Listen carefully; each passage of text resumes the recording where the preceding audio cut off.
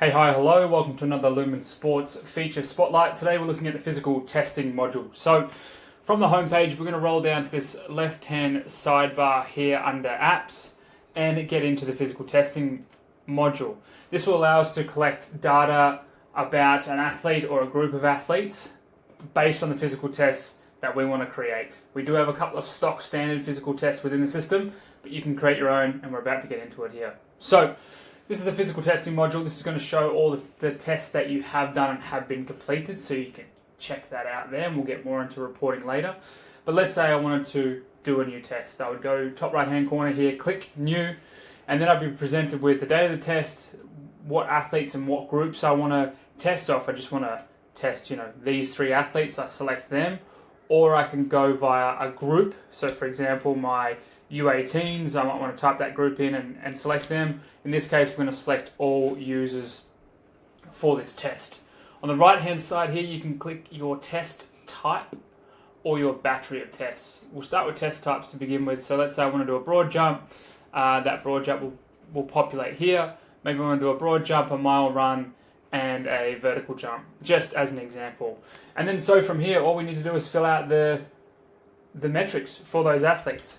So whatever their distances is, very high, very far broad jump there, but whatever their times are, their distances are, their measurements are, we can fill that out here in what presents as a very Excel spreadsheet type manner. Roll down to the bottom, hit save, and that will be loaded against the athlete's profile. Now, you saw the example here for a test battery. So what that is a preset, predetermined test battery, as the name would suggest, where you know you're going to be doing a set series of tests. And where you can create them back here on the physical testing homepage, if you will, is under batteries. If I click battery here, what I can do is create a new battery and combine the different types of tests that I want to be doing in the one battery. You can see me here filling them out there.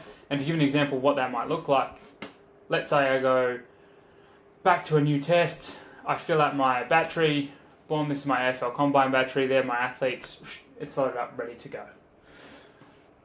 One of the last things here is how do we create new tests? So like I mentioned, the Lumin platform will have a series of standard tests that will sit within the physical testing module, and that can be found here under the test library.